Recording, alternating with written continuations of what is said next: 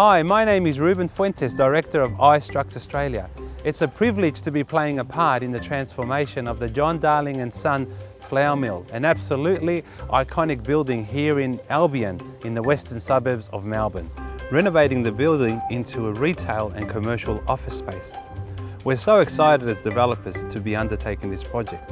It's definitely unique, it's a big challenge, and it's a once-in-a-lifetime opportunity.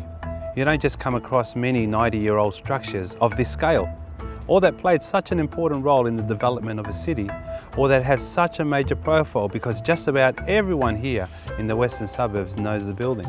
So we can't take any of that lightly. While we rejuvenate this amazing building and give it new life, we are very conscious of the need to respect and celebrate its historic component.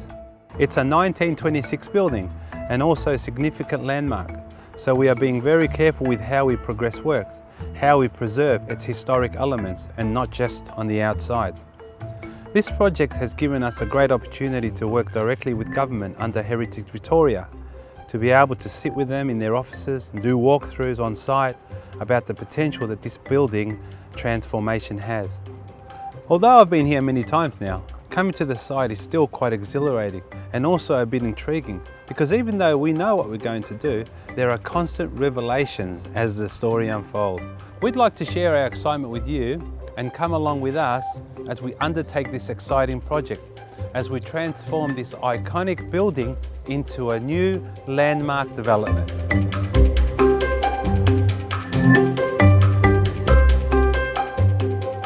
I'm John Briggs, so I'm a heritage consultant and an architect.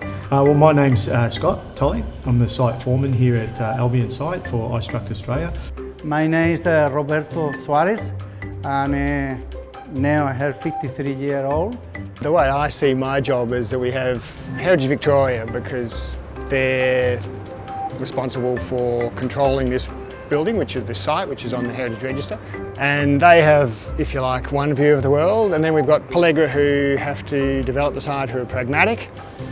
And I'm somewhere in the middle. So I've got to make sure that Pellegra understands Heritage Victoria and to a degree that Heritage Victoria understands the pragmatics of what Pellegra needs to do to make the thing work. So mostly my job involves looking after the supervisors, but also the kind of the high level aspect of the job, make sure the job gets done safely.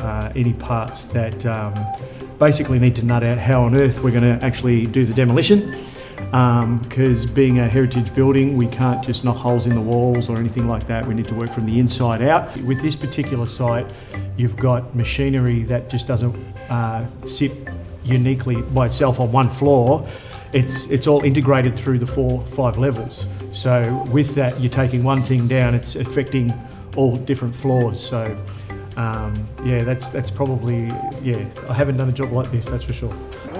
it's just this huge industrial monolith, if you like. It's, as I like to think of it, it was one big machine. It's got all of these intestines that go up and down and through the floors, and what I've been told is called the mill stream. So you've got this flour stream of wheat all the way through to flour out the other end.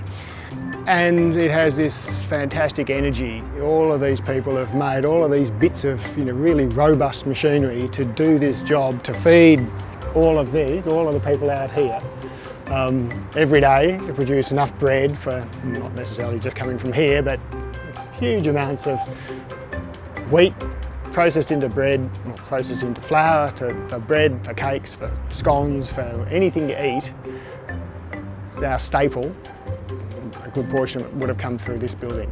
So it has this incredible place in history, and it's an incredible building. It's unique, it's the biggest thing around. We're on top of the world, we're on top of the silos out here. A lot of passion when I take the part or something, pues all is perfect. This is a more than 100 years in this building, but all construction, everything is screw, everything part is really, you never more see the same construction now. O sea, it's all modern, but the technique is very different. It's only quick, fast, you see, but this one is amazing. Behind me on this side in 1926, in place of this building, was another building which is probably quite similar, but because flour is such an explosive mix in the dust, it blew up, caught fire and burnt to the ground. And in its place, with the help of the insurance, they built this building. These are called planer sifters, and they have a whole stack of literally sieves in them, which have graded in size. And they shake. The whole point is that they have an eccentric load and they're driven by a motor at the top, and that literally just shakes the box. So, and you can see how they're suspended. So these are, if you like, the suspension rods, so that they don't shake the building. This is only in 3 pieces. This is one, this is another one. I think is a hair couple ball here. You see 1, 2, 3, 4. Is disconnected this nut for separate this one.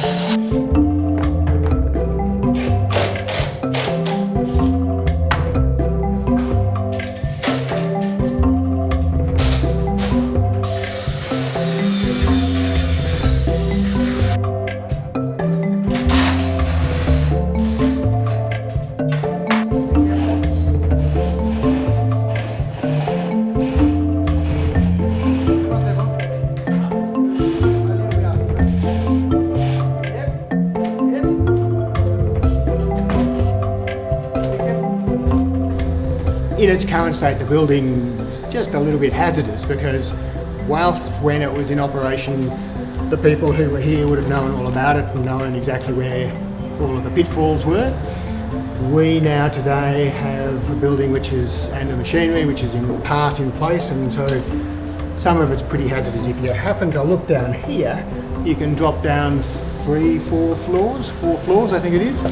You can see the screw drives at the bottom, where that was running out through the outside and back to the packing house where it was either originally bagged or later on sent directly out to the trucks.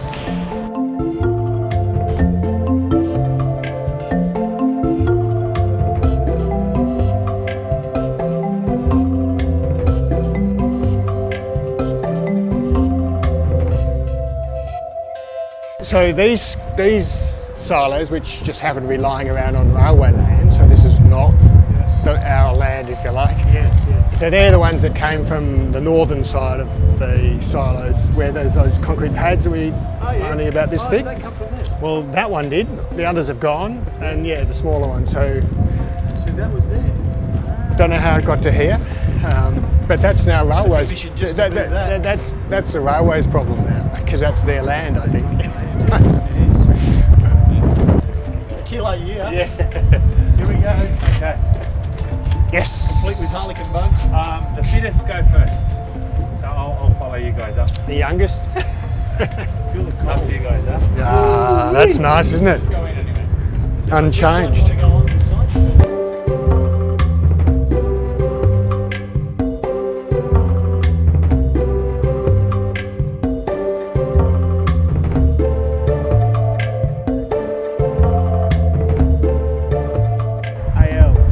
Altona, I think he's going for over there. You can see the ships actually at anchor down there.